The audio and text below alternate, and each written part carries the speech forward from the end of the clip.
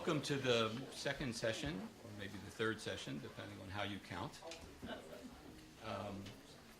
We have a change in the people who will participate in this session. The first person who was scheduled, Ahmed Natur, from the Hebrew University in Jerusalem, is not here. His brother passed away, and so at the last moment, as we'll find out, we were fortunate to encourage Salman El-Bidur to come and join us, and he will speak later on a somewhat different topic. I want to start with Amal, who is a Bedouin woman, I'm told. Trust that you're right. She's currently at McGill University in Montreal, which is a different country.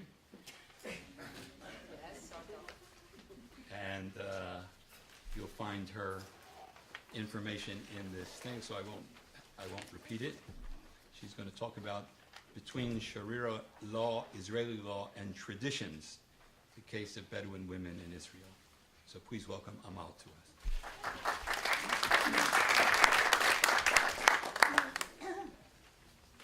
Okay, well, thank you very much for inviting me for this panel.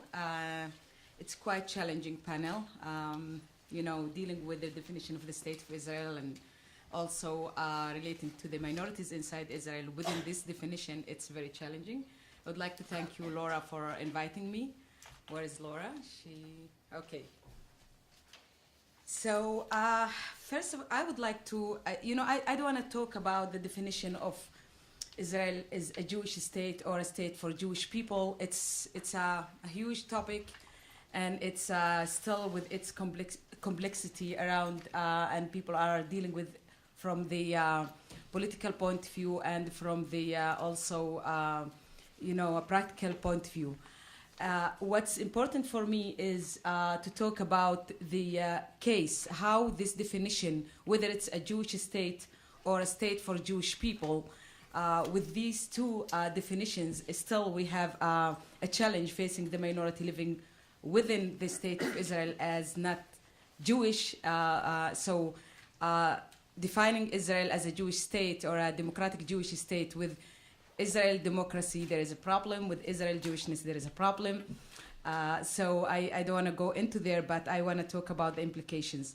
So when we are talking about Bedouin women, I want to put this within the larger context of the Arab minority inside Israel, where we today talking about 20% of the population inside Israel are Arabs. And within the 20% of the population, we are talking about 10% are Bedouins who are living in the Negev area, which is where I come from as a Bedouin. And we're talking about the situation where in all fields of life, we still talk about huge gaps between the Jewish majority and the Arab minority, and especially the Bedouin minority in the Negev area.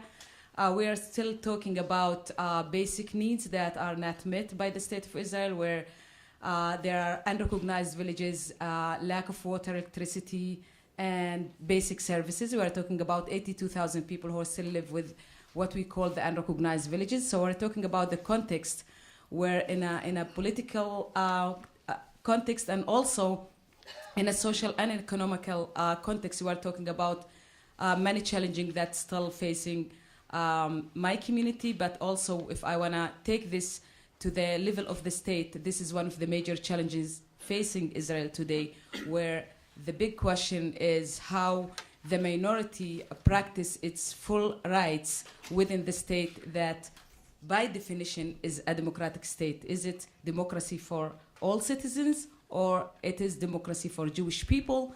And is the policy based on the definition of the state as a Jewish state? So if the policy is driven from that definition, what does this mean to me as an Arab, as a Bedouin, as a Palestinian citizen of the State of Israel? So all these questions still very big and very challenging for all of us. when it comes to the Bedouin women, as someone who started the first Bedouin women organization in Israel when I was 17 years old, the situation of women, and also as a practitioners, as a social worker working with many cases of Bedouin women, we see that the challenge is being trapped between the Sharia law and the Israeli law and also the traditions. I call this journey as a social navigation process, where we women, and this is something, it's a case, but it's something also that I by myself experienced it as a woman, how you navigate your steps as a woman within these three spaces, that what's permitted in this space is forbidden in the other space, and what's okay in this space is not okay in that space, and this actually limits your space more and more and more, and you find yourself trying to navigate within a very limited space as a woman. And I call this the third, the three levels of oppression, the three levels of women trying to navigate herself within these three major issues. For example, if a Bedouin woman wants to marry, first there is a traditions that she's marrying according to these traditions. The traditions mainly is something between the two fathers and the two families, that they will agree upon this marriage. And they will guarantee, the two families will guarantee how this marriage will be sustained and what are the conditions of this contract, which is a traditional contract based on the Bedouin traditions and rules and laws and customs.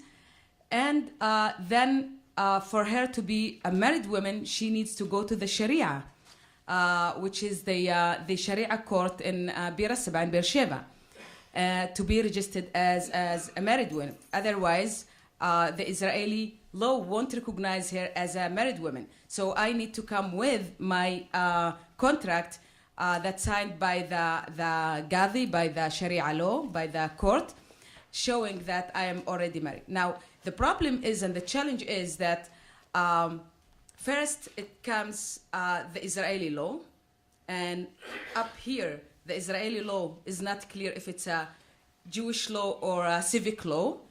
Go to the different level, which is the Sharia law.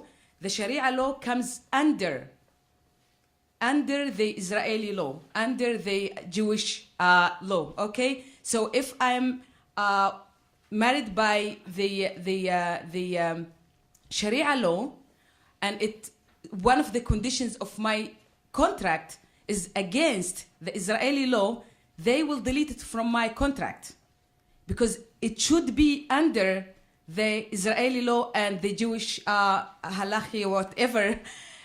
So it's very important to notice this. In children custody, when we are trying, in the traditions, the children belong to their father. And as women, since 2005, we are trying to have these issues, family law, operating outside of the Sharia law. So we started this group in Nazareth that we will go into the civic court. We didn't succeed yet in this challenge, trying to have more space for us as women. But still, if going back to the Sharia law that comes under the Israeli law, if the Sharia court would say that these kids belong to their mother, and there's something against the Israeli law, then the Israeli law will decide. The last word is for the Israeli law and not for the Sharia law. If the Sharia law goes together in harmony with the Israeli law, it's accepted. If the Sharia law is not going in harmony with the Israeli law, it's not accepted. And this is one of the major challenges. Just giving one of the other examples that I dealt with what we call the single mothers issue. In the Sharia law, man can marry with more than one wife, right? It's the polygamy issue. It's forbidden by the Israeli law. Still, 30% of the Bedouin families have this, extended family, what we call. So the women would come to me as a social worker, and she would say, well, my husband got married with a second wife. I don't have any benefits. I have my children. He abandoned us. I have my children. I need to take care of my children. So I'll send her to the National Security National Security Office. And in the National Security Office, they would say, oh, we are very sorry. We cannot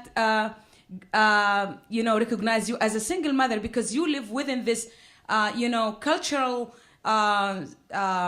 form where you have extended families. And the women would say, well, but I don't have any resources. I need the support of the state. It's a welfare.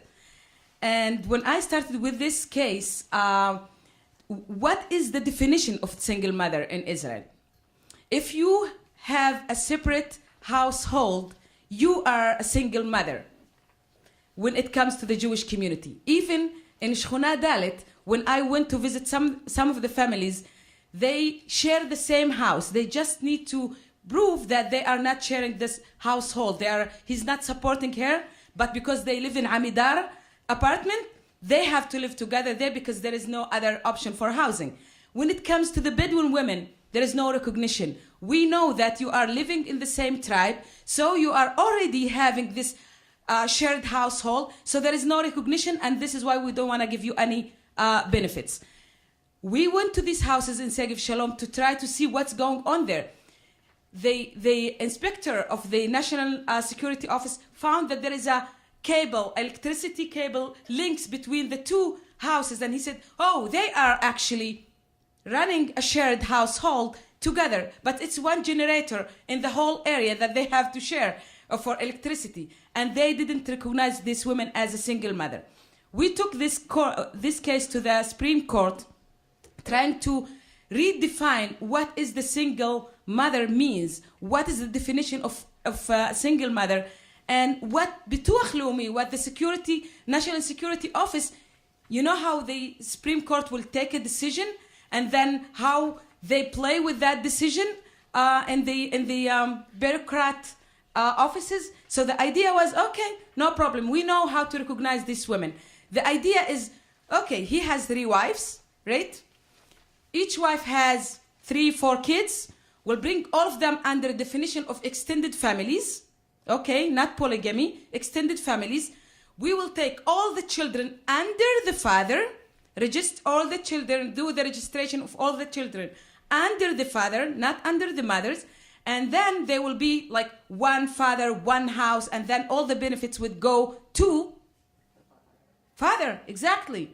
So we solved the problem with another problem. Not only that, the idea of the National Security Office is that the first kid gets this percentage, the second, the more you have kids, the less you get money. The sixth child gets less than the second or the first. So for them, this is also giving less money when they put this kind of, idea that all these kids will belong to the same father and leave the mothers without any kind of support. We went back to this to the National Insurance, and we said, we don't accept this way to deal with the issue, and we want you to know that this woman is supporting herself by herself. We went to the Sharia court to support us in this, and they didn't support us. They said, we cannot give you any document that against the definition of single mothers by the state. We are under the state. So what's the meaning of having the Sharia court? It's only for my father to satisfy him that he's doing something according to the Sharia, or really there is a water that this that Sharia court holds. There is nothing that the Sharia court. Okay, you can say 4. I will take 8. Now I have 3. Okay, I'll make it short. So this is when you see that, okay, by definition there is a Sharia court in Israel, but by practice there is no Sharia court in terms of, does this Sharia court has its power to affect the processes? So this is one. The second thing is like, okay, we have the Israeli law that prevent men from marrying with second or third women. There is a law that prevents this. It's supposedly against the law. What the police, what the Israeli institutions are doing to implement the law. The issue is, the situation is that there is no implementation. They are not preventing them from marrying with a second and third wife, and they are not taking care of this, the results of this marriage, which is the women, the abandoned women with the kids, and the National Security Office is not taking responsibility for this again. So you see how the victimization of women in this kind of three major big power systems that women are trying to navigate. Till this moment, there is no real power to the Sharia court. Till this moment, when it comes to the traditions, it's always kind of thinking, if the traditions goes very well with the state, then it's okay. But if the traditions goes against the state, it's not okay. So if we are talking about multiculturalism, if we are talking about the right of each community to practice its own, culture and traditions, how the Israeli system guarantee this? There is no guarantee for this kind of cultural adaptation that people want to run their lives according to these, systems. So for the Bedouin women today situation is that we kept between three systems: traditions, Sharia law, and the Israeli law. None of them is perfect. None of them even better than 50%. None of them is providing the solution. We came to the court to try to find solution. Still, the women kept into these three major powers, and these three major powers are cooperating between themselves. The Islamic movement cooperate with the police. When the police is not taking anyone to file against him because he married with a second wife, they will release him the second day because they are men. In the police station, they are mainly men, and the Islamic movement are mainly men. So these are two powers that cooperate against the women. I will stop here. I know that there are many questions, but I will leave it for the Q&A after. Thank you. Thank you very much. I feel that I'm in the enemy camp here. Yes. At least on one dimension. I'm not a Bedouin, and I'm not a woman. These are very tough. We're going to move from Bedouin women to evangelical Christians in Israel. Ariel is going to make a presentation. Again, I won't repeat what's in the biography listed in this pamphlet. Yaakov? First of all, thank you. I want to thank the organizers for this conference. For this opportunity, for the talks I've already heard and I will hear. But I also want to thank you for including the topic. Until very lately, examination of Christians and Israel, Christians in Israel, almost routinely excluded Protestants in general and evangelical Christians in particular. A lot of attention to the Catholic Church and its presence in the Holy Land, its relationship with the Israeli government, very often other churches too. And when evangelical Christianity in Israel is mentioned in the last decade or so, there's a renewed interest or a new interest. It's usually in connection only to the political implications of what is considered to be the evangelical enchantment, the unexpected, not always understood evangelical enchantment with Israel and with the Jews. Very little attention to other aspects and also to the enormity of the topic. There's no evangelical church. I mean, occasionally you will find the evangelical Lutheran church or a church that calls itself evangelical. We're talking here about the largest, most dynamic, most diverse movement within contemporary Protestantism, perhaps within contemporary Christianity at large.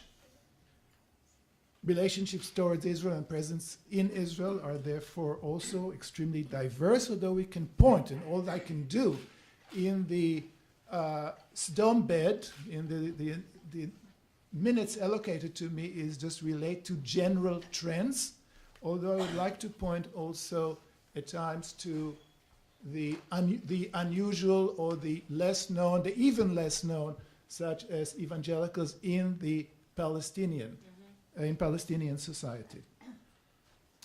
There's very little attention to the theological roots of this enchantment, because there is an enchantment, but it's not just political, and sometimes it's not political. Some people do know that in general, evangelicals consider the Jews to be the chosen people. That's not always the case, but there's certainly a special interest in the Holy Land, and there is a special interest in the Jews. Holy Land for evangelical Christians, or at least for the conservative elements, the messianically oriented elements, is ground zero. It's ground zero historically. It's the place where Jesus preached, suffered, died, resurrected. It is the place to which Jesus will return shortly, because that's the understanding of a messianic movement. It's not something theoretical. It's the place where the major events of the end time are going to take place. It's the place where Jesus is going to reign in a restored Davidic kingdom, a global government. Jerusalem is going to turn again, both first into the city of Antichrist and then into the center of the universe. Since the beginning of evangelical Christianity was, in spite of, I'm being historical here, not theological, evangelical Christianity came on the scene in the English-speaking world at the turn of the 19th century. It became a truly global movement only during the 20th century, where you can find more evangelicals outside the English-speaking world than in it. It's still extremely influential, particularly in North America. From its inception, evangelical Christians took particular interest in the Holy Land and in the Jewish people, sometimes simultaneously, sometimes separately. There is not one evangelical group that is not represented in the Holy Land.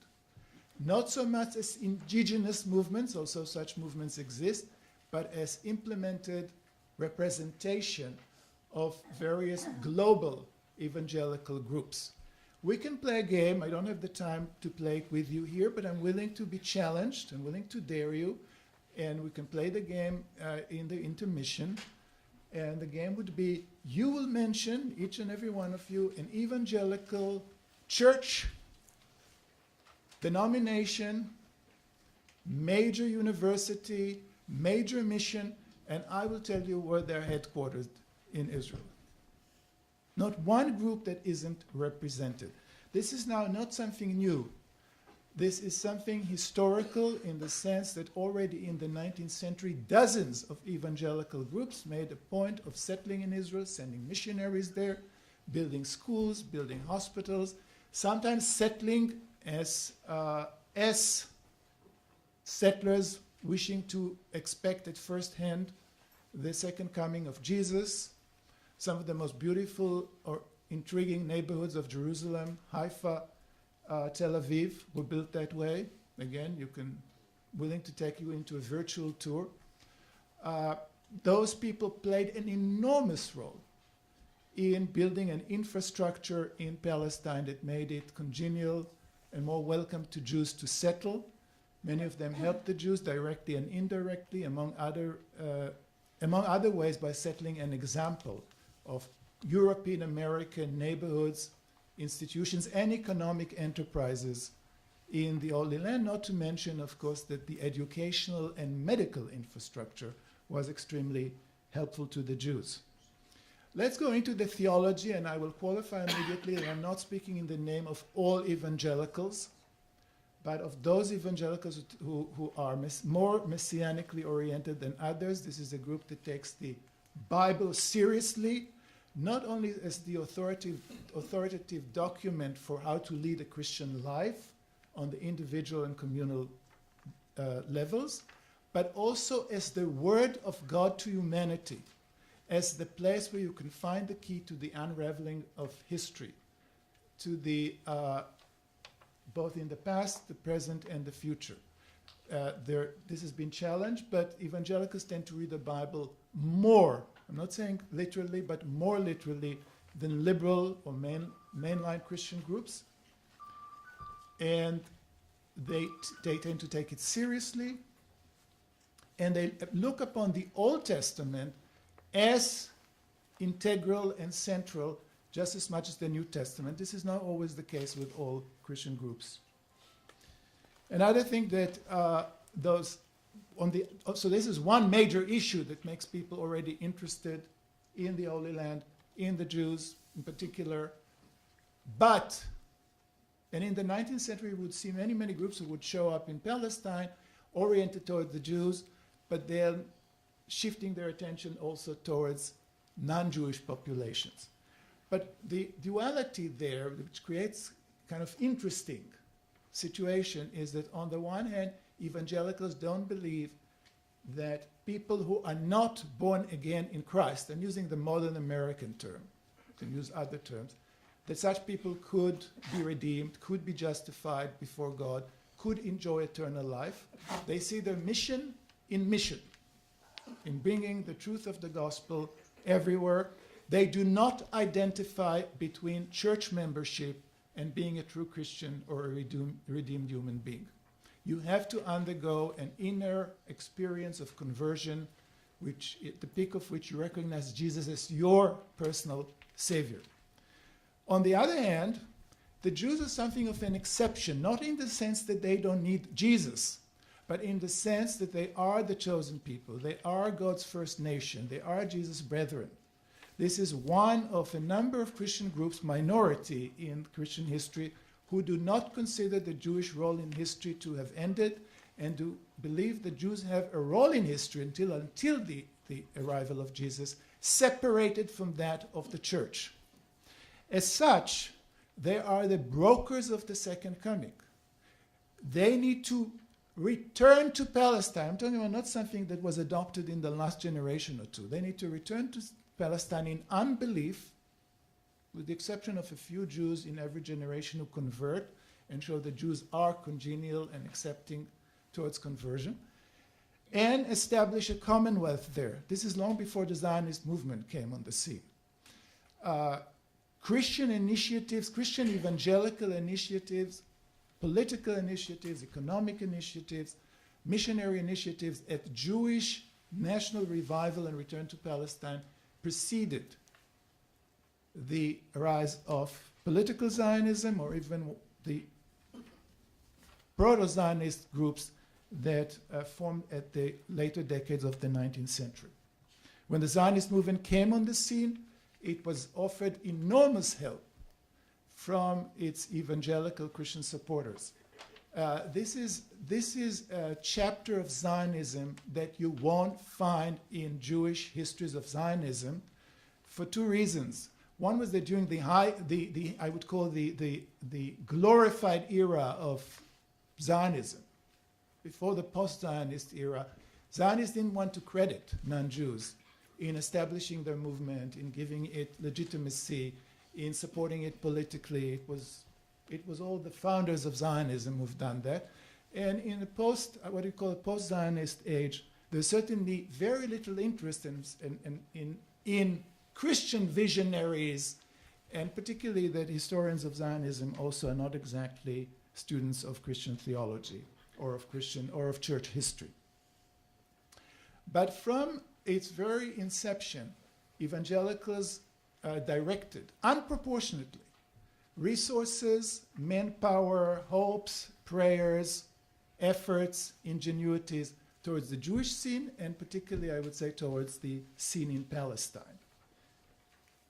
Again, something that is not always part, except marginally, of the history of the Holy Land and the history of Arab-Jewish relations.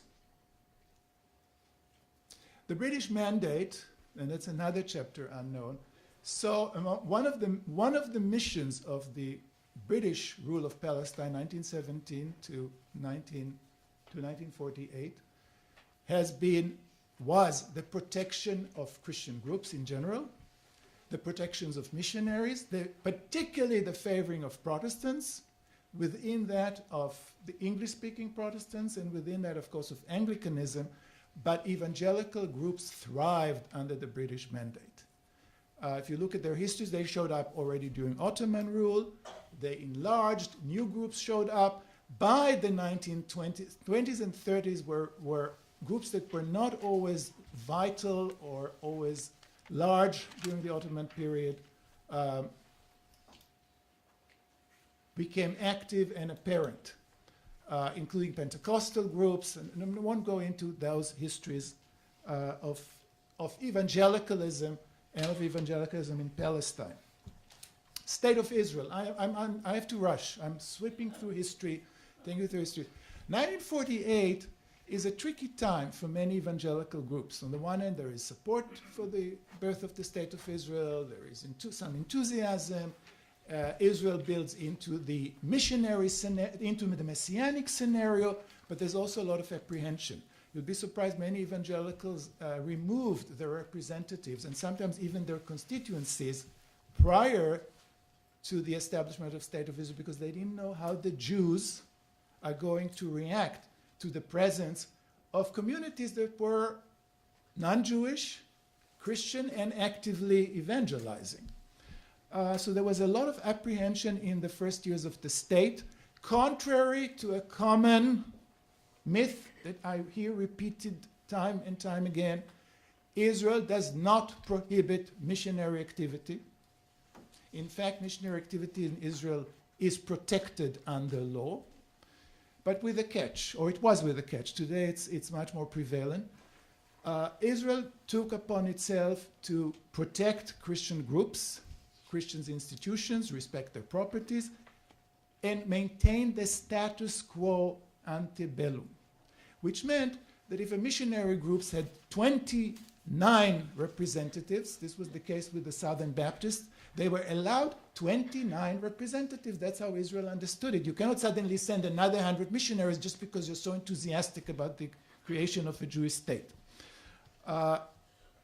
There was more to it. Some Jews did think that that's the time to curtail missionary activity. Incidentally, there have been post-1977, with the rise in the political power of Orthodox political groups and with the rise to power of Menachem Begin, two things happened. I'm sweeping through history and trying to abide by your guillotine. On the one hand, a series of anti-missionaries law either implemented or contemplated. There was a missionary law that passed at first round in the Knesset, but not acted into law. On the one hand. On the other hand, of course, the embracing of conservative evangelicals by the Likud government and the Israeli establishment.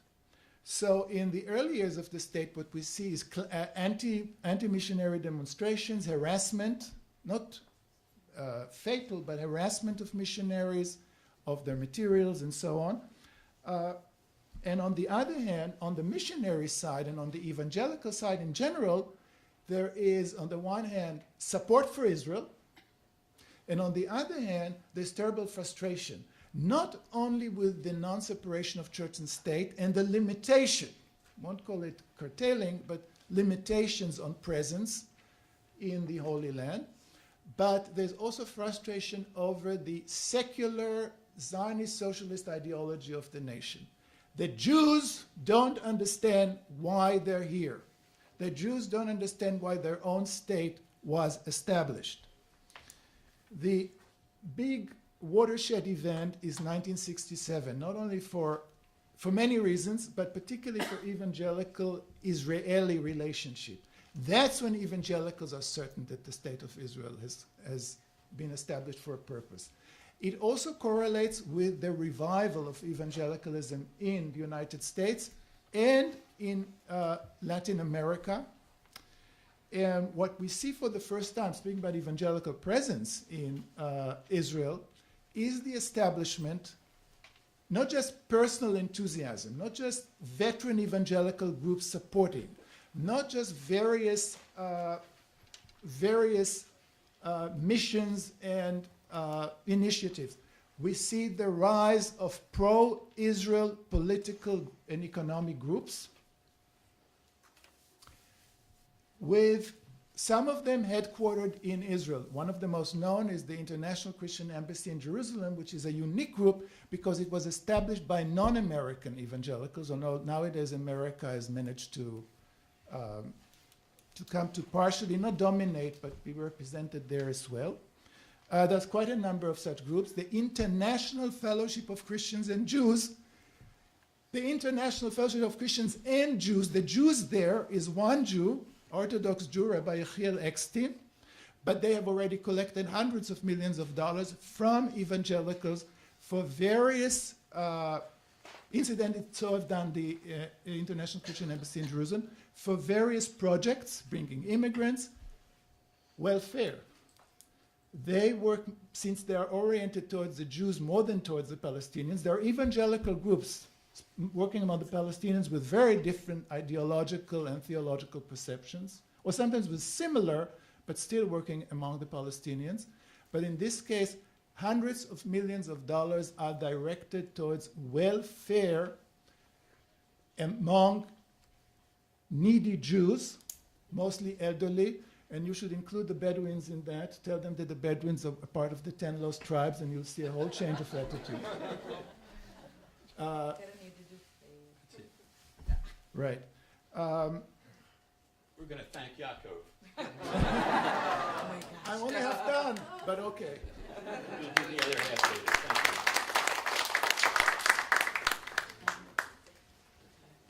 Now we have a movie that's going to be presented.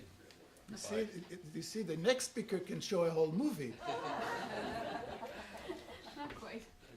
This is Nurit Novis Deutsch, who is both at the Hebrew University and as well in Haifa. But it doesn't seem to be on the screen. It's just to be on the screen. It's okay. A minute. Here we go. I think it's shut. Yeah. And she's going to talk about attitudes among religious Jews in Israel towards non-Jews. I assume includes both the Bedouin and the Protestant evangelicals. Nope. That did not do the right thing. Okay. We'll just do it like that. Okay. So, exactly. Good afternoon, I think. The human brain has a built-in preference for generalizations. But, right, thanks. But while I'd love to be able to offer a clear-cut answer to the question of my talk, which is, what are the attitudes of religious Jews in Israel towards non-Jews, any answer I present will need to take into account three factors. How are these attitudes expressed? Who are the religious Jews we're talking about? And who are the non-Jews we are referring to? So, we should first distinguish between attitudes expressed in sacred texts, those expressed by religious leaders, and attitudes of lay people. So as a psychologist of religion, that's what I do, I will limit myself to the latter group. While noting, in passing, that the corpus of Jewish sacred texts and their ensuing interpretations contains more than enough variance to ground the most exclusionist and the most inclusivist of attitudes. So the question I'll really be asking is, what do people choose to read in these sacred texts and why? Okay? When assessing attitudes of individuals, it's important to sort of separate a bunch of levels. So to make a distinction between what people say they believe, what they think they believe, what they really believe, and then how they act that out in behavior. Time does not allow me to sift through these layers. I will only refer to what people say they believe. But in religious Israeli circles, this is usually enough. There is less of a need for sophisticated implicit attention tests of the sort used in the US when assessing prejudice and religion, and this is part of the issue. Religious exclusionist attitudes are just out there. I remember once interviewing a small group of Haredi women and hearing from them some beliefs, such as that non-Jews should not share the same hospitals with Jews, and that any knowledge imparted by a non-Jew is not worth acquiring. I remember that at some stage my professional neutrality wore thin, and I asked, are you aware that what you're expressing are racist attitudes? So one of them asked in all sincerity, what do you mean by racism? Gizanut in Hebrew, it's not a word that they were using very often. And I tried to explain, and we had a talk. And then after thinking it over, that woman said, well, if that's racism, then I'm a proud racist. These attitudes are not easy to hear, but the issue cannot be analyzed unless we explore them. However, an important caveat to keep in mind is that Israel is a democratic nation with an independent judiciary, which holds in check much of the negative opinions expressed by individuals. Thus, the attitudes we'll be looking at are quite a bit more extreme than their behavioral expressions.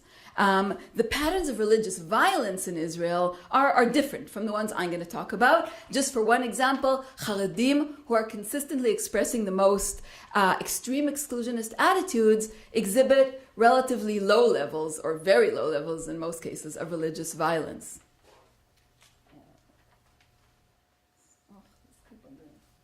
Okay, so now let's just look for a minute at religious Jews, and that too is a placeholder.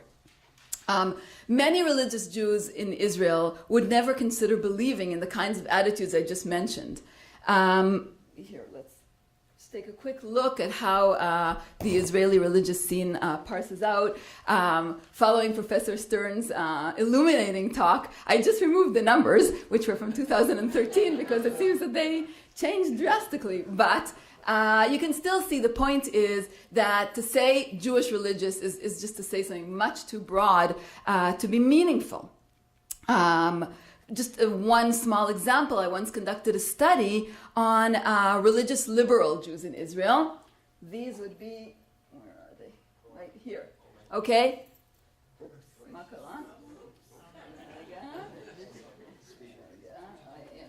you're finished. There we go. Sorry. That's what happens when you don't have your own computer on this thing. Okay, here we go. So the liberal religious Jews, conservative and reformed, to make it clear, a very small proportion of Israeli religious Jews, maybe 2%. There's some arguments about that too. In one study, they came out as more tolerant and more universalist than both secular and religious Jews in Israel. So what I'm going to say is you have to keep that in mind.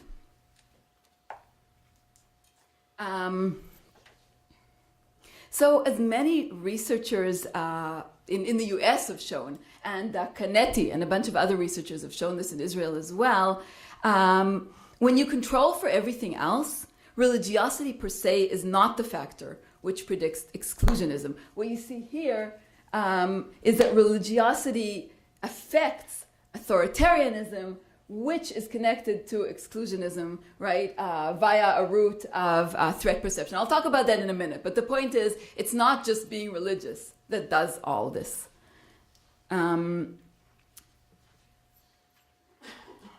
Finally, we should note that in Israel's multicultural society, there are representatives of very many religions and denominations. We heard the figure of 14 official religions. When you start counting denominations and not unofficial ones, you get to over 110, including new religions, which some people call cults. And there is no reason to believe that attitudes towards all of these non-Jewish groups are the same. There are many ways of parsing out these attitudes. I'll show you. Here are some of them. Okay? And you can parse them out different ways. This is how people think of religions in Israel. These are not theologically perhaps legitimate divisions. I'll just mention one concept that differentiates between the way religious people in Israel think of these different groups. And that concept is perceived threat, which is considered to be the single best group level predictor of exclusionism and intolerance. So perceived threat is the cognitive evaluation of how dangerous an outgroup may be to the goals of an in-group. And it can be either realistic or symbolic. In the context of religion, realistic would be that this other religion threatens Jewish life, the Jewish land, property. A symbolic threat would be that it threatens Jewish values, identity, and worldview. So the religions differ on this in terms of religious perception. Muslims are considered high on a realistic perceived threat, whereas the sort of missionary groups, Messianic Jews and many others, are high on symbolic threat for two reasons. A, some of them try to change who we are, right? That's missionizing. And B, some of them are just too close for comfort, right? They're almost like us. They say they're Jewish, but they're not. So that creates a different kind of problem. And other religions, such as the Druze religion, are actually very low on both kinds of perceived threat. They are loyal to the state of Israel, and they do not allow anybody into their religion who is not born Druze. So to sum up this first point, there is no single attitude of Judaism, of Jews, or even of Israeli religious Orthodox Jews towards non-Jews. You may be familiar with religious prejudice in Israel. Unfortunately, we have much too much of it. Here are some examples, counterexamples, of religious Jews fostering dialogue, interfaith, and battling racism in Israel. These are some of the groups, some of the programs that foster that, and they're organized by, or mostly by, religious Jewish individuals. Next, a huge obstacle that we need to overcome in trying to determine attitudes towards non-Jews stems from the fact that the largest religious minority, by far, in Israel, are the Sunni Muslims, who are also, for the most part, Palestinian Arabs. It is virtually impossible to distinguish between attitudes towards Arabs as an ethnic group involved in the conflict and attitudes towards Arab as Muslims. It's impossible, not for some methodological reason, because intrinsically the two are intertwined in self-perception, in perceptions of religious Jews. There's a joke that's told about the conflict in Northern Ireland, which makes this point, I think, well. So the joke says that an armed man jumps out of the entrance to a house, holds a gun to the head of a passerby, and asks, "Catholic or Protestant?" "Well, actually," says the man, "I am an atheist." "Fine," replies the gunman, "but what kind of atheist are you, Catholic or Protestant?" So my second point is that the way to look at the attitudes of religious Jews towards non-Jews is sort of like a layered cake. There's an underlying level of anxiety that Yerushalmi called zacho, the collective injunction to remember persecution. It's shared by most Israeli Jews, but probably more salient for religious ones because they fulfill a bunch of commandments to remember persecution on various religion occasions. And a recent musical hit in the religious world has a really catchy tune to the following lyrics, which you might recognize from the Haggadah, the Passover Haggadah. "Not only one tried to destroy us, but in every generation they try to destroy us, and God saves us from their hands." Next comes the level of perceived socio-political threat, the protracted conflict level, right? And on top of that come the religious attitudes towards non-Jews. A case could be made for these attitudes forming the base of the cake as well. It's a question. But in any case, when you take a bite of the cake, you're biting into all of these layers at once. You can't separate them. Now that I've made these qualifying statements, a quick look at some data. I have a feeling I won't have time for all the data. I'll show you some. You're welcome to ask me. So here's something that you should recognize pretty well, Professor Stern. From the IDI, the Israel Democracy Index for 2013, the more religiously conservative a person in Israel is, the less they're willing to grant equal rights to non-Jews. This has been found time and again, not only in these indices, but in others. Similarly, when people were asked whom they would not like for neighbors, the same pattern emerged. You can see very clearly a linear direction here. The more religious the group, the more rejecting of non-Jews. In this case, you see an Arab family, foreign workers, and the line just goes up. When we look at another survey from 2014, and we break down only the religious Zionist groups, okay? We find some interesting subdivisions, highlighting the point that the minute you stop generalizing, things change. So you say that religious Orthodox Jews are exclusionist, but look, here's a small group, or that's the other side, it's the orange one there, a small group of what you might call modern Orthodox, and they are far less exclusionist than mainstream Orthodox, with the National Haredi, just note this, even more exclusionist than the Haredim. So, something to think about. We have multiple sources of data to show that the more religious a person, the less they actually associate with people of other religions, and the more negative stereotypes they hold against that person. This may lead us to a hypothesis that unfamiliarity with the other may have something to do with religious prejudice. So in this survey by the Tel Aviv University School of Education, they asked 536 teenagers, a representative sample, if they'd be willing to have a friend who is an Arab, same gender, same age. 23% of, they put them together here, secular and traditional Jews said, teenagers, said no. The rest said either yes or possibly. But a full 81% of Haredi and religious Zionist teenagers refused. This may explain the fact that in the same survey, an astounding 82% of religious teenagers believed that Arabs in Israel should not be granted equal rights. Finally, an interesting survey about Christians. One of the rare cases where we get to separate the Arab-Israel conflict from the religious issue.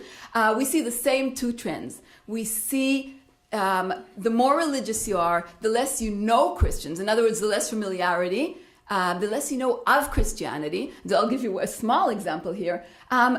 67% of religious Jews in this survey believe that Jerusalem is not a holy city for Christians. So this is kind of what Freud would call, I mean, it's a sort of an illusion, right? You want to believe that possibly, but still, it shows an incredible ignorance. And interestingly, the only religious Jews who didn't follow this were the ones who lived in Jerusalem. They knew. They could. Anyway, and then you can see that 85% of them don't know any Christians in the States, anywhere in the world, okay, or in Israel, versus 34% of the secular and traditional. And finally, 73% said that we should not teach anything about Christianity. And this is sort of the main point I want to talk about, elective ignorance. All right, there are many kinds of ignorance, but I'm talking about not knowing people and not knowing ideas. A choice not to know anything about other people's worldviews. And when it becomes extreme, people don't even know what it is they don't know. So I'm going to describe an anecdote of what elective religious ignorance looks like. Less to do with religions of others, but I think the point will be made. So when I once taught Haredi students, MA woman students, I was giving a course on moral psychology, and we were talking about children's books and the moral psychology involved in them. Okay, so we did a comparison. And we looked at some Haredi children's books. There's a whole thriving market out there, and they're very interesting. And then I compared them to a bunch of general Israeli children's books that I kind of grabbed off the shelf that morning from my kids' bookshelf. So, I showed them a bunch of books. And when I raised one book, and they looked at the cover, I heard this sort of collective gasp. And I looked at the book and I realized, oops, look at Olivia, I shouldn't have brought that book. So I sort of, I said, I'm sorry, I put the book down, and I continued. But then after class, I thought, I should apologize in person. There was a small group within that class of ultra-conservative, ultra-Orthodox, and really sort of on the more extreme side. So I came up to these women. They tended to kind of stick together also after class, and I said to them, I really want to apologize. I shouldn't have shown that book. And they said, oh yeah, what was that all about? So I said, well, what do you mean? She said, we heard this kind of collective gasp. We didn't know why everybody was so shocked. I said, well, Olivia's a pig.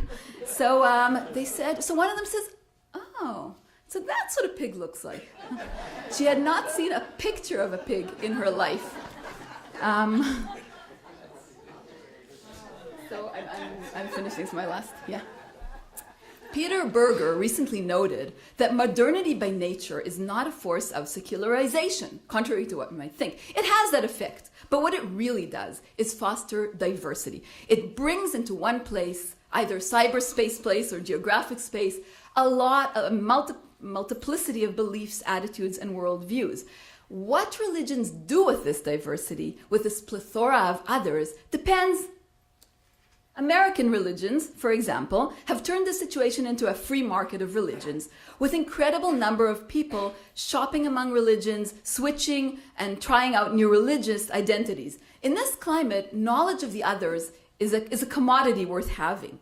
And one of its results is the weakening of religious prejudice, as Putnam and Campbell have shown in their 2010 American Grace. By the way, the Jews in the US, you can see them right there. They are extremely pluralistic. You can see that 5% only believe that their religion is the one true faith holding the key to eternal life. And in fact, in one study at least, Orthodox Jewry topped that list, which was interesting, in tolerance and religious tolerance. But there is another option, and I believe that Israel is somewhere in the vicinity of the other option, unfortunately. It is when the need to face so many others, juxtaposed with the search for a single unified truth, and all of this in a confusing modern world, in the context of political conflict and perceived threat, leads to a reaction of closing inwards and choosing not to know. In Israel today, there is a virtual lack of studies about other religious traditions in all educational frameworks, especially the religious. When the other is unknown, he is threatening. But when he becomes unknowable, our imagination can turn him into a nightmare of the ultimate threat.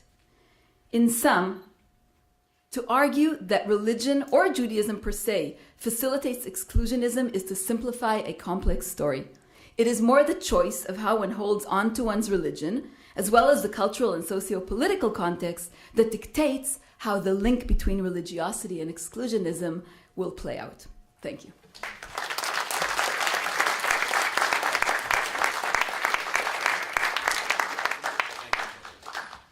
We have a very special guest speaker who I got in touch with yesterday morning, so we are extraordinarily pleased that he was able to join us and agree. His name is Dr. Salman Elbador, who teaches at Howard University, who's a psychologist and has looked at a variety of things associated with the Israeli-Palestinian conflict, on Israelis and Palestinian and Bedouin youth. He's done some very interesting work. He's got a PhD from University of Minnesota and has taught at, among other places, Birzeit, and as well as in Howard University here in Washington. So I'm very pleased that you agreed and you grace our group of speakers. Thank you. Thank you for inviting me. I'm really interested from scholar Ahmed Natur. I think he knows much better than me about religions. I don't pray, but I am the observer. Being a minority, I think much better here. We can't see you, you're backlit. Yeah. We can't see you because of the light. The light behind. We have to listen louder. Yeah, I think being a minority, from Israel, and to speak about issues that relate to Israeli Arab, there is always orientations. I'm also a psychologist, Minority is always, we have this kind of the distress orientation. We look at things from marginalizations, from, subordinations, from powerlessness, when it comes to any phenomena that we study about the Israeli society. I like Amal's perspective. It's more a little bit inclusive. She looks at the, hope, the more the strength that the Israeli society has. So we're trying, I think, Amal, this is the first, speaker to speak from really the strength, the combination of the deficit and the strength of the Israeli society. I'm going to speak about really the radicalization of the Arab community in Israel. I think this is becoming a serious issue within the Israeli society, the Arabs becoming more radical Muslims. In fact, a few years ago, I have conducted a study. What is really the most prominent identity that you have? Is it tribal identity? Is it civil identity? Is it social identity? Is it extended family unity or Islam? And we're speaking, this study has been conducted within the Bedouin community, which is almost 30 years ago, just a few people are praying.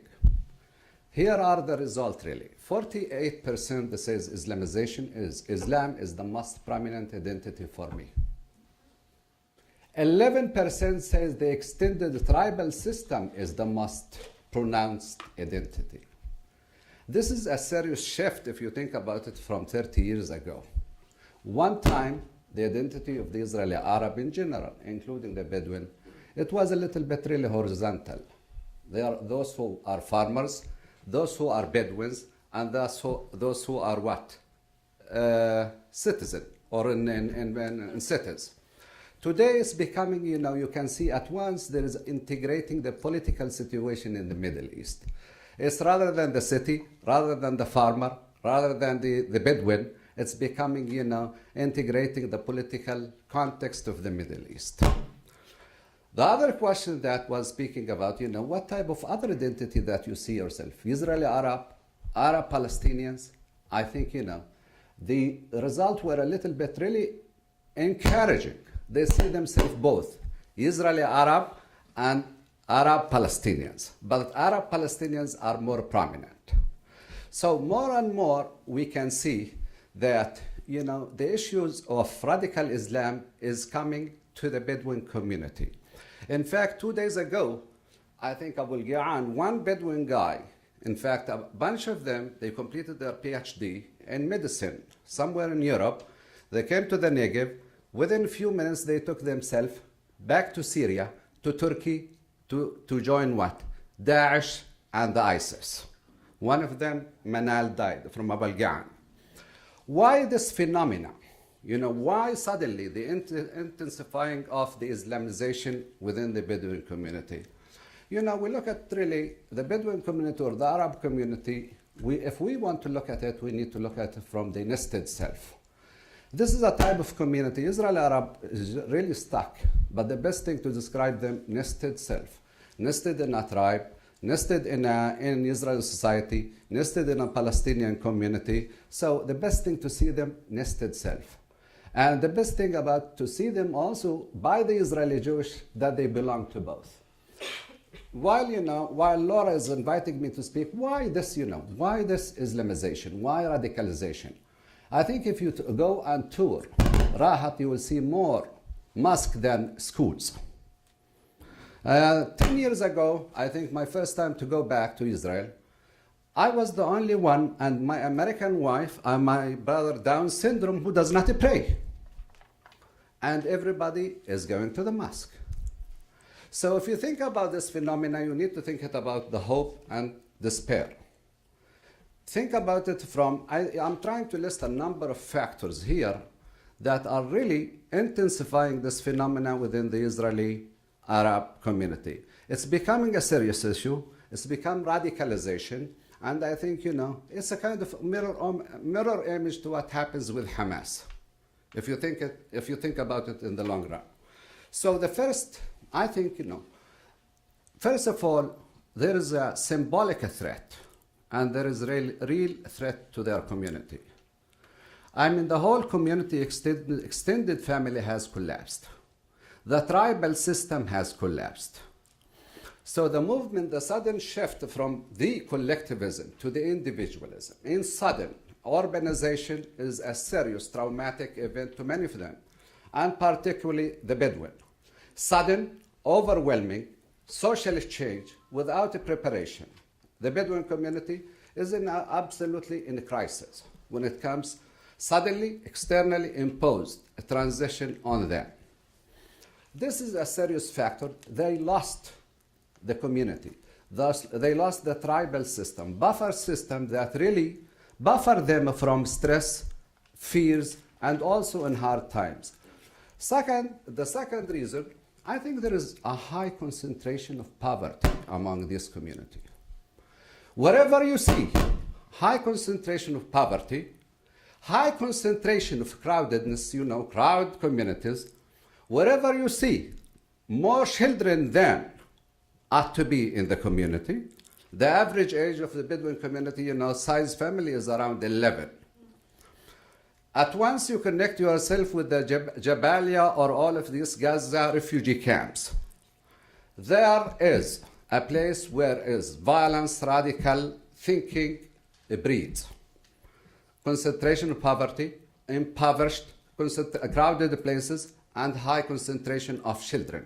Understand this is absolutely warning sign for radical and violence thinking. Within the Bedouin community and the Israeli Arab, absolutely, I think 30%, Amal knows, are unemployed. I think the rate is much higher among females. So think about it really, a little bit unemployed, concentration of camps, hope and helplessness. Absolutely, you are more likely to what? With the collapse of the community, the collapse of the symbolic father, you need a symbolic father, which become the mosque and the religious influential guy.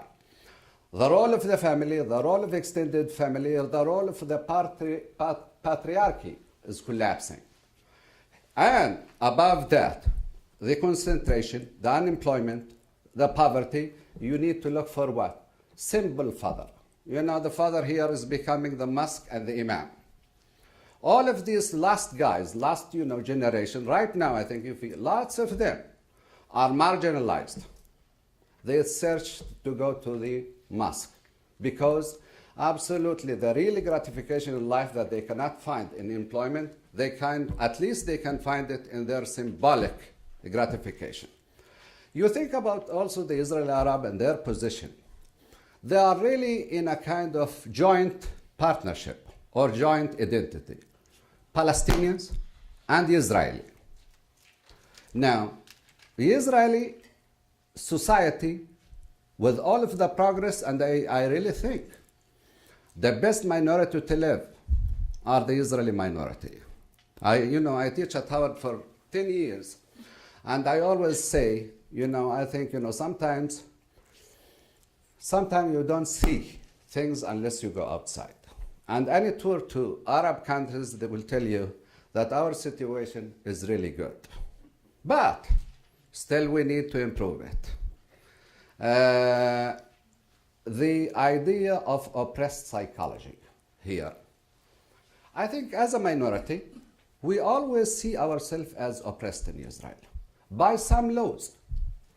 Why is, let us say, some rights are awarded based on your race and not your citizenship. Me, although I speak highly of Israel as a minority and I'm proud of it, at once when I go to the Israeli airport, suddenly I am the suspicious guy. It's a kind of really oppressed psychology. Why can't I feel I belong there? Why suddenly, and only at the airport, at once I'm reminded of that I don't belong. And it's really not inside Israel. So at least, I hope, Manal, I hope you don't have this experience. I do. Okay. More than you, because I have a scarf also. Yeah, usually, yeah. Usually you go with your scarf, I think. Anyway, some of these laws are really awarded based on, just like being, based on your race and not heritage. This is really bad. And it should be challenged in Israel. Second, I think, oftentimes this phenomena of radical, whether in Hamas, I say, or within the Bedouin, it's coming. The best way is to integrate the community in the social, cultural, political system. In Israel, sometimes I go to the post office, I find a nice woman with a scarf, a token economy. Why she has to be a token economy? We are Israeli. Why can't I see 20% at least presentation in Israel or in Beersheba? Why we need some token economist? So, to eliminate radical thinking, extremist, to eliminate or replace the role of the mosque, It's integration in the Israeli institutions. Because anybody will say, you know, closing the system, closing the integration system, you end either in two, as a minority. Whether here, whether in Ireland, anywhere. There is two avenues: drug use, radicalization. And this is what happened today in the Israeli society. You know, although with all of the efforts, we need more efforts to integrate the community, to integrate the Arab community and the Bedouin community in the social services and the culture initiatives, in everything. And this is the only way I think we can restore hope in the Bedouin or Israeli Arab. Although, again, they need also to be optimists. The only way is to compare, to go to Jordan. Going to Mecca is excellent frame of reference that we are achieving lots of good things in Israel. But still, there is no place to blame, but, you know, we need to integrate them more in the Israeli society. Thank you very much.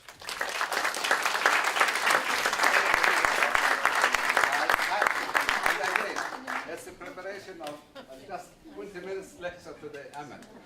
You can answer the question. Calvin, talking to the mic. They will hear me. Let's open the floor up. There are people I'm sure have many, many questions, and so let's take a few questions, and then we'll get some answers. Yes? Oh, wait. Hold on one second. Ladies first. Why? I thank you. Please. She came a long way. All the way from Boston. I'm Amber Taylor. I'm from Brandeis University. I wanted to thank you all. What a fascinating discussion. I really appreciate all your thoughts. I want to direct my comments to Professor Ariel and ask. You didn't have enough time. I think you were going there, but maybe I'll help open up the opportunity to talk a little bit more specifically about the evangelical relations with others besides Jews in Israel. And how they, in perceptions, and how that has changed and shifted, particularly in more recent decades. You want to answer them, or shall we get a couple of questions first? It's up to you. I'm more than happy to answer. Okay. If it's brief, you can answer. I think you raised a very important point, because the evangelical relationship is not just with the Jews, it's also with non-Jews. There's always been, incidentally, evangelicals involved with the Arab population. Sometimes involvement, incidentally, in Palestine or the Holy Land or Israel with certain groups also influences the direction of the group at large, even outside of the country. We can show a few examples of that, both among evangelicals and mainline Protestants. But I think that where you wanted to speak, one of the things you want to speak about is shifting of opinions or attitudes. I'd like to point out that even in the 1950s and 60s, prior to 1967, when evangelicals were trying to make sense of Israel, there were many things they liked and there were many things they did not like, some of which I pointed to. And you can see it even in people like Welvord, who was messianically oriented, the president of Dallas Theological Seminary, wrote about Israel in history, Israel in prophecy, and wanted to make sense as far as evangelical theology, where does Israel fit in. Even then, there were criticisms, before criticism, there was awareness of the plight of Palestinians in 1948 and the refugees. There was a claim that that the international community should pay attention not only to the needs of Jewish immigrants and Jewish settlers in Israel, but to Palestinian needs as well, and that Israel had a duty to treat its Arab population fairly. So you see there's agreement here. But there was always also the claim, which is still there, that the country, even when more immigration comes in, even when refugees are resettled, the country can handle both Jews and Arabs. At that time, you spoke more about Arabs and Arab refugees than Palestinians. And that those people can live near each other or with each other in peace. There were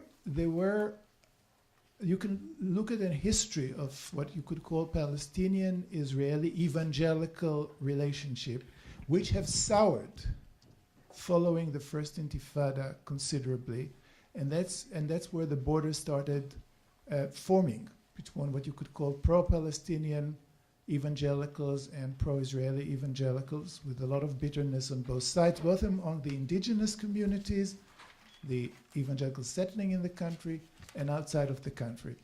What we see outside of Israel in the last decade, mostly, is a shifting of opinion from the enchantment, the over-enthusiasm, if you will, of the late 1960s, 1970s, 1980s of conservative evangelicals. I'm not now even talking about progressive evangelicals. I'm talking about conservative evangelicals because those are the people I spoke about. We can see a certain shift. It's not that Israel is being necessarily rejected so much as there's much more criticism and much more apprehension and much more demand for what you could call more political justice. In that incident, just as I was speaking about evangelicals as supporters and builders of Zionism alongside the Jews, you can see a correlation here, incidentally, about the attitudes of American Jewry towards Israel and evangelical Christians towards Israel. Get a microphone over here, please.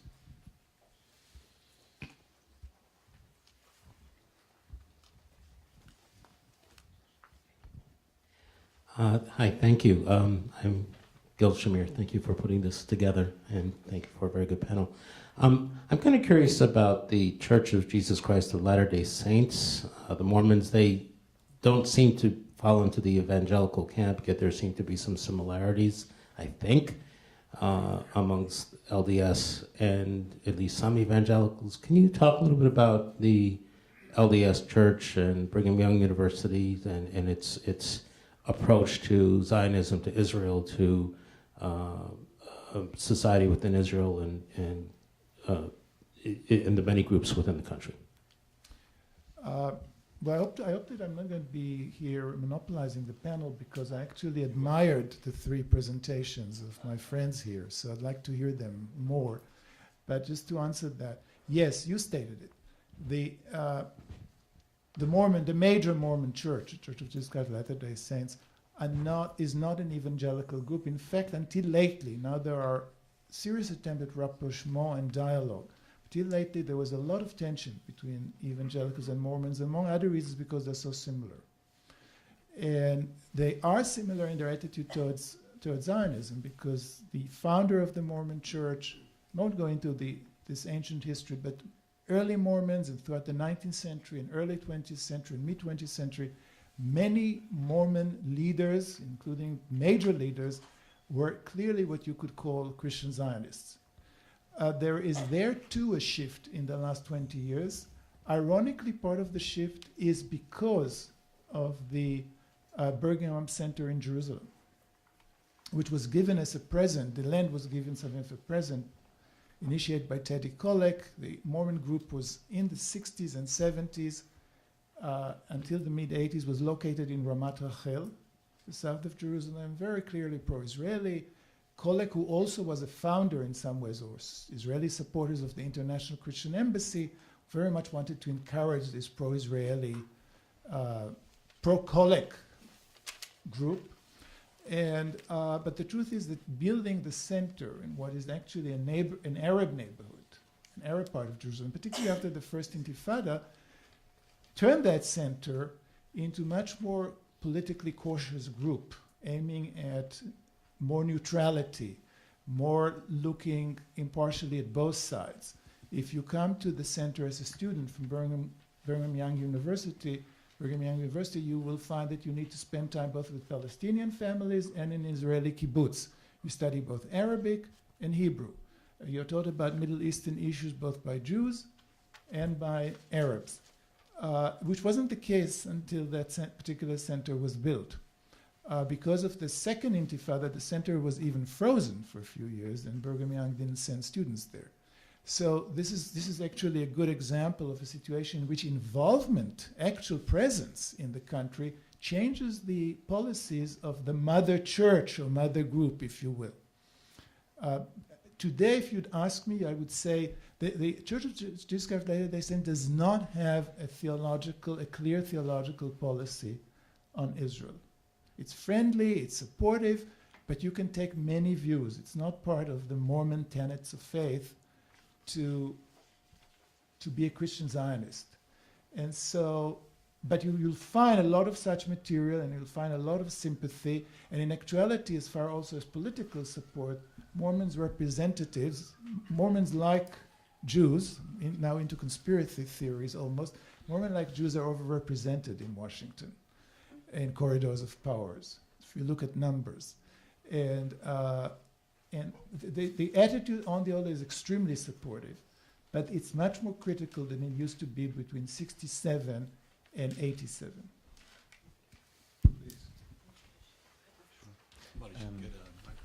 Hi everyone, my name is Jad Abu Salim. I'm from New York University. My question is about the image of the non-Jew and the perception of the non-Jew in Israel, and how does education influence this this image. Now, in the current reality of education in Israel, to what extent the history of Islam and Christianity are being taught, and how they are seen. For example, if we talk about teaching the history of 17th century Palestine under the Ottoman Empire, how is this history being taught? Is the Arab or Islamic presence in this period is it being seen as something native? Is it being taught in detail? Because I have to mention this. I was teaching a class for Palestinian and Israeli students, and one Israeli student was surprised for the first time in his life to know that that Muslims worship the same God that Jews worship, and then we had a conversation about how not sufficient education on other religions or other cultures in Israel is.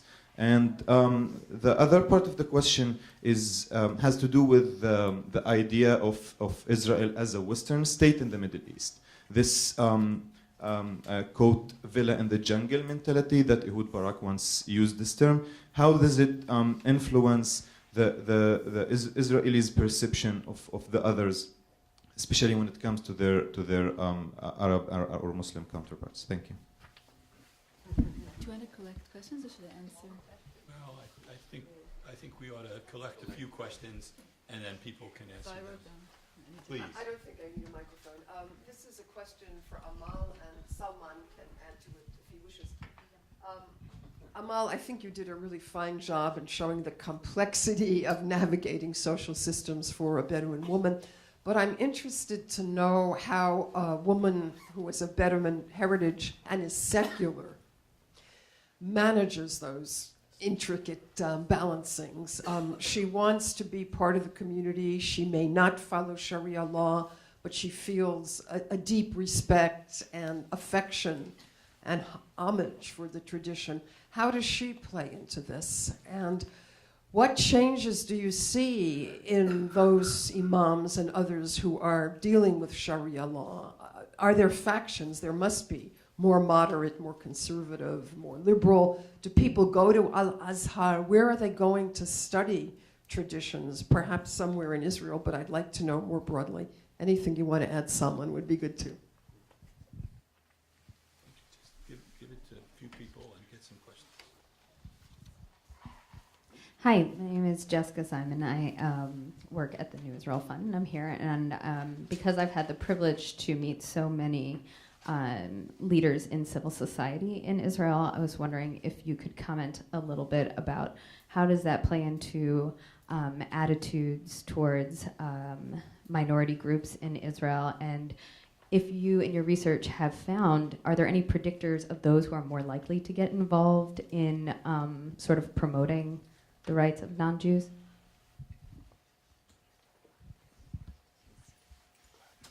Hi, my name is Rachel Wolf. I'm a junior here at American University, And my question is actually for Mr. Alh'jooj. You were talking about integrating Arabs into Israeli society, and you focused on this part of the Arab population that's already sort of having this radicalized thinking, this violent thinking. Is there a willingness among that population to be integrated through Israeli integration efforts? And if so, what sort of efforts would you suggest doing? How would you suggest making this, I guess, a more inclusive society? Thank you. Hi, my name is Naomi Nairman. I'm actually an Israeli, but I've lived here many years. I would like to raise a subject which may be taboo, but the question of what is the attitude, religious or otherwise, towards having lots of children, especially when you're not in the position of supporting them, educating them, making sure that you're responsible for them as parents, not to mention from a societal perspective.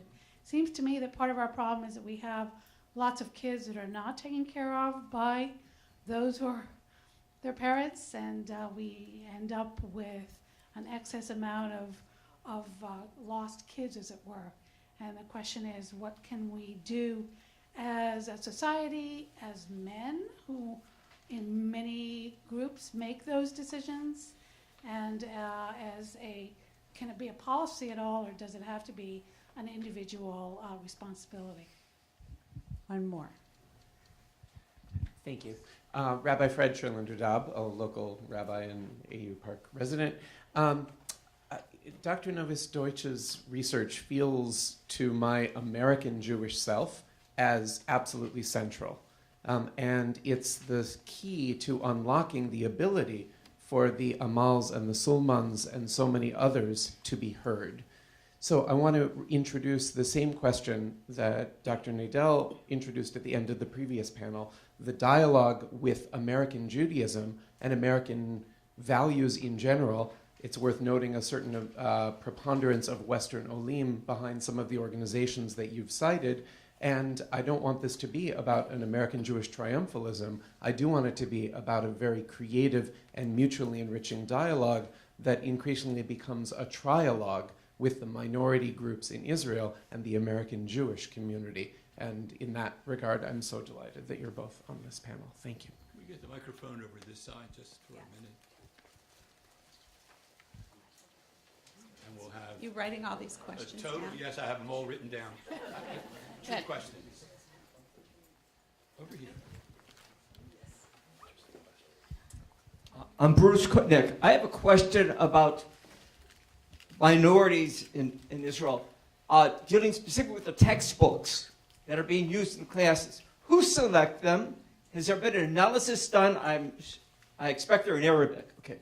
But has there been a comparison of the content of the textbooks that are being used, elementary through high school, compared to those that are being used in by Jews, secular Jews, forget the religious, they have their own school. I just wondered, what is the content of these textbooks?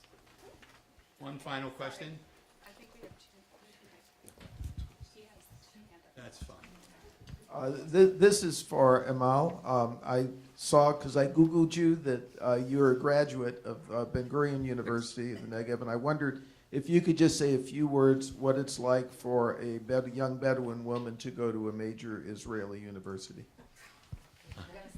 Wait, we're going to ask the panel individually to respond to whatever questions they want to.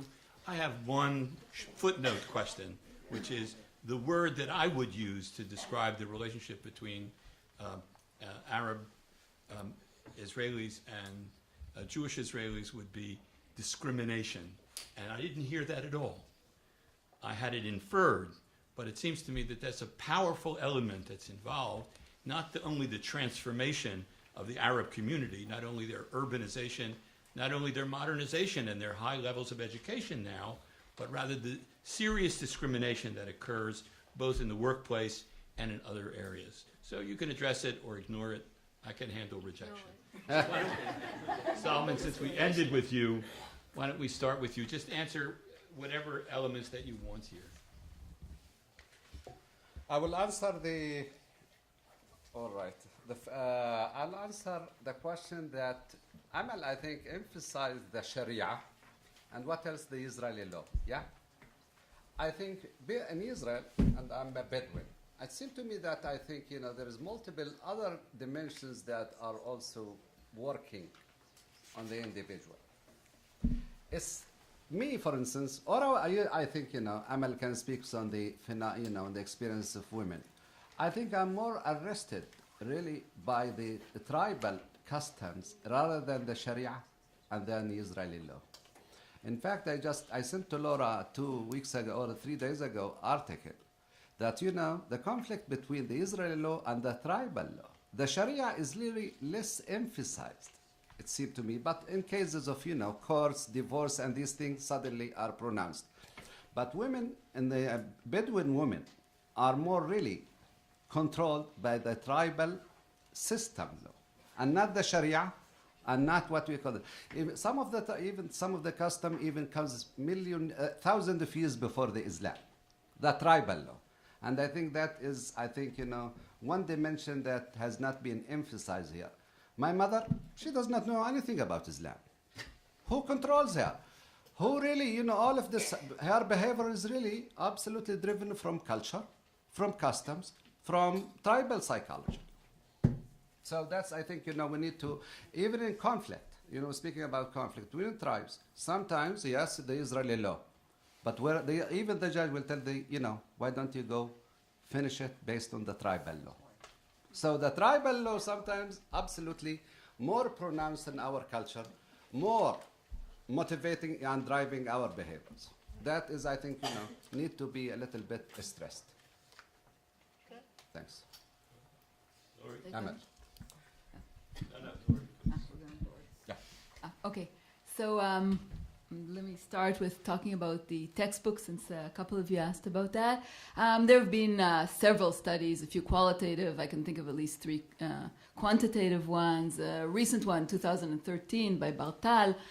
What they seem to be showing is, if I had to sum it all in a sentence, there is more lack of teaching than actual biases. Okay, so and I'll add, over the past decade, there has been an improvement, I guess you would call it, in the level of bias. In other words, there is less bias today in textbooks, both in the religious Jewish and in the general Jewish educational system. However, the problem is more transparency. Okay, so yes, they teach history, you were asking, right? Not a ton, not a lot, but they don't teach too much of anything.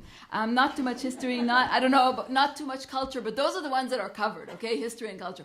Where it gets to be a problem is worldviews, religion, nada. That is not covered, or very little. They mention the 5 pillars of Islam, but that's about where it gets to. And I see that as the big problem. I very much believe that we need to have that as something that students are exposed to. They should know about the Mormons, if you ask. They should know about all of these wonderful, interesting, diverse religions, and they're not learning about them. What else can I say? The concept of God. I will say something about that because that's my main topic of study, God concepts. And interestingly, I was just watching a program, documentary, excuse me, on Israeli TV, where a settler was saying out loud in front of the cameras, in an interview, he said, "I'm sorry, I don't subscribe by this idea of the 3 monotheistic religions club. It's not the same God. We do not." That's what he said, and he gave a whole explanation. I was like, my jaw dropped. But he actually explained why the 3 gods, as it were, are not the same, even theologically in a basic. So even that you can't assume that people will agree, unfortunately. The question of predictors of who gets involved in promoting the rights of non-Jews is a fascinating question.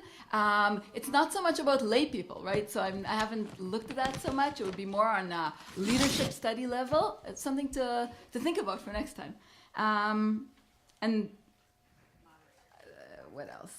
Oh yes, the dialogue with American Judaism. I totally agree. I think that this is one of the places where American Judaism should be most influential, sort of like tag on to what Professor Kaplan ended with, talking about how American Jews relate to the fact that liberal Judaism is not appreciated fully, to be very gentle about it. This should be a place where a stand should be taken, because there's something liberal Jews have to teach, but something for Israelis to learn about. I completed a study in Berkeley about Orthodox religious Jews there who manage somehow or other to put together very committed Judaism and somewhat traditional God concepts. I wouldn't go that far, but and a pluralistic attitude towards others, all kinds of others. And I wish this was something we could bring to Israel. This should be an important thing. The question about children, I'm not quite sure, to what degree it connects to the topic we were talking about. I'll just note very quickly that there is more and more awareness of it within halachic religious leadership. The number of children is high, but there are now attempts to help families who feel that they're overloaded to such a degree that they're not managing to take care of their kids. There are now more and more attempts to address that within rabbinic circles. Coach, you want to add something quickly? No, I think I spoke enough. Okay, well, I have 8 points. Could you share some of that with Yaakov? No, sorry.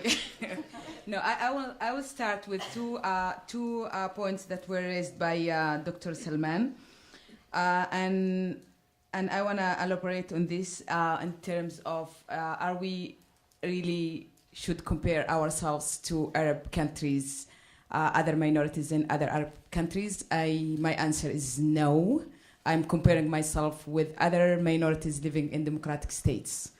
So there is no way to compare me as a minority, my situation, with the Jordanian minority, because in Jordan it's a dictatorship, in Israel it's a democracy. So for me, in democracy, minority rights is essential part. So compare me with you guys in America, okay? The Jewish minority in America. This is my group that I would be ready to compare, and not with Jordanians.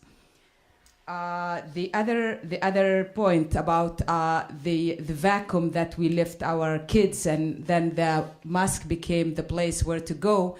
Well, I was raised in a family where my grandmother, my father used to pray every day, 5 times a day, and I never felt that it's kind of oppression, because my parents and my grandmother saw religion as a spiritual thing, as a cultural tradition that we sit together and we eat and we talk and we laugh and we enjoy. It's the process of Islamization that became Islam, the political Islam that now is oppressing people and oppressing women and oppressing others. And this is where I feel the problem with Islam. I don't feel that there is a problem with the mosque that I use as a child to go and get candies from there. My problem with the mosque that it became a place where there is no place for me and for my values and for my plural thinking. Okay, so it's the way that if you think about the minority, the Arab minority inside Israel, we don't have youth movements, guys. You all went to Hashomer Tzair, you went to Noar Oved Velomed, you went to the Scouts. We didn't, and your personalities got shaped by going to these youth movements, not by learning math and Hebrew and history, right? So can you imagine that the kids in the Bedouin community finish school at 2, and then from 2 till 8, there is nothing to do because there is no certain movements that they can join and design and build up their personalities, and there is views and standpoints. So this is what left the mosque as a place that others would use it to fill these minds with stuff that none of us wants to see, and not for my children also to see. The third point, no, they don't teach us about Islam in the school. I learned Tehillim, I learned Tanakh, I learned the history of Jewish people and Leil Abdullah. I learned Megillat Ruth, and I'm glad I did. I'm proud of this part of knowledge, because this is what opened me up to my Jewish partners, because I know you guys. I am there because I built a huge organization, Arab-Jewish Partnership, based on knowing you. Okay, so for me, this is a very important part. But with that, to cut me off of my culture and to minimize the Bedouin culture on riding on the donkey, sitting in the Bedouin tent and drinking 3 cups of coffees, and what's the meaning of these 3 cups of coffees? This is not me. This is only what the Western wants to see me as. There is many things behind this cup of coffee, many things behind this tent, and who weaved that tent, and who decided that this tent would be located here and not there was my grandmother, was the women. So the power of women in my community, as a traditional community, was very strong at these days. I agree with Salman about this transition and what my mother lost in that process of change, that all of a sudden the tent that used to provide her with the meaning of production and as a producer into a woman that she's a consumer and not having a meaningful job that influenced her status. Integration efforts. There is no integration efforts made by Israel to integrate the Arab community. There is a situation where Israel defined itself a place for one nation. So multiculturalism is not one of the values that Israel, by its policy, trying to provide. We know one policy by Ben Gurion, which is the melting pot, right? All of us should be the same. And this is how we're gonna work it out as a one nation. So the efforts of integration weren't there based on multiculturalism, that each culture has its right to exist. It's a simulation, and a simulation is something that I can't live with it. I don't want to give up who I am in order to be Michael's friend. I want to be Amal, and I want to be Michael's friend as Amal, who proud of who she is and her culture. So the efforts that have been made are mostly focused in assimilation and not integration. And this is why it fell in this, the Israeli society, by thinking that by assimilation, the Arab kids, by the books that we read and we taught by, is one of the big mistakes. And this is what will bring me, as also a member of the New Israel Board, to the role of the civil society, where if you live, not in the academia, if you live among the civil society movement in Israel, among the NGOs, non-governmental organizations, you will feel and you will have a different feeling. These organizations are the organizations that by doing, they are promoting the shared space in Israel. By doing and protecting people's rights, they are building this shared space in Israel where Arabs and Jewish, Palestinians, Christian, Druze are willing to share and to sit together and to work together. So for me, as someone who for many years still will go back and again to the civil society, I think that the civil society movement in Israel is one of the manoa, that will promote the civil rights movement in Israel. Kids and religion. Yes, I think this question is very related to religion. When I started with the small and medium enterprises with Bedouin women in 2002, trying to bring women out from the kitchen and to have their own small businesses.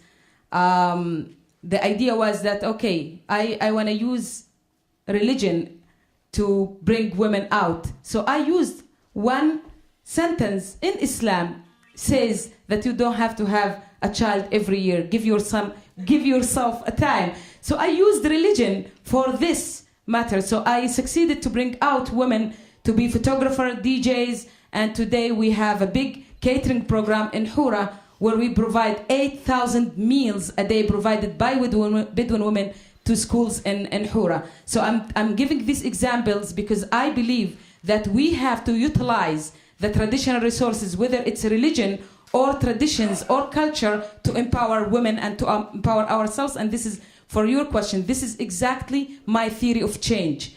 That when I look at my community, I don't see them as needy people. I see my people as people who has strength, abilities, and I build the programs on these strengths and abilities. When I first started to recruit girls to the university to join me at BGU, I was without scarf.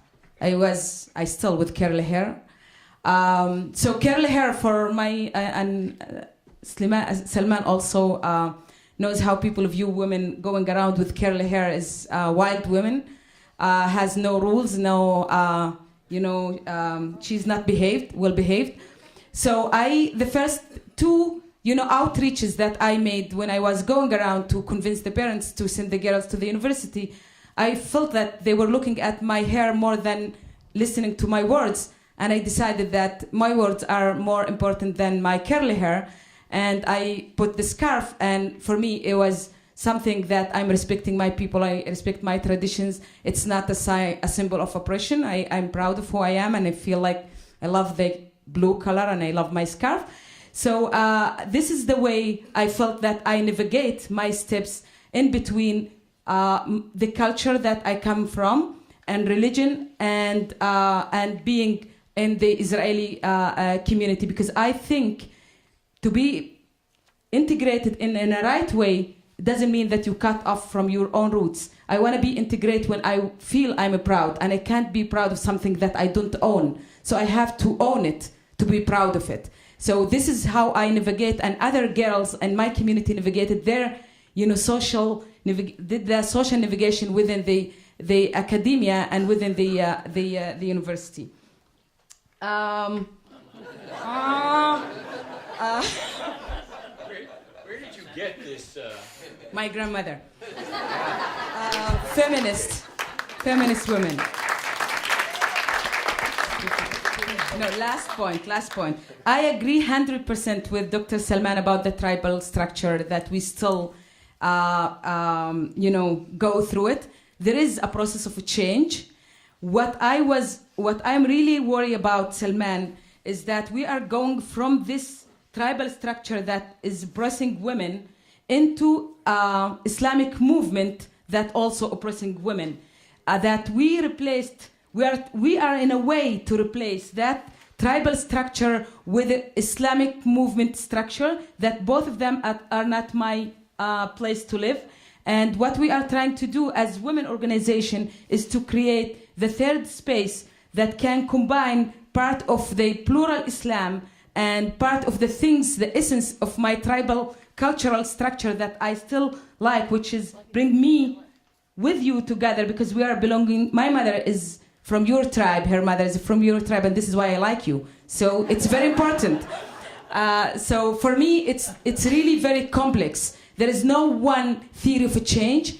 The idea is to combine all these components and bring them into the front to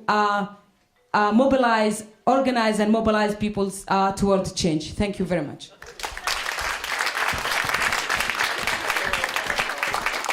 careful when you touch me. We should all thank the panelists for stimulating and some passion in their presentations. We've learned a lot, and we have a lot of questions, and they're going to be around all day and tomorrow too. And I just made that up. Thank you all very much. If I could just give you a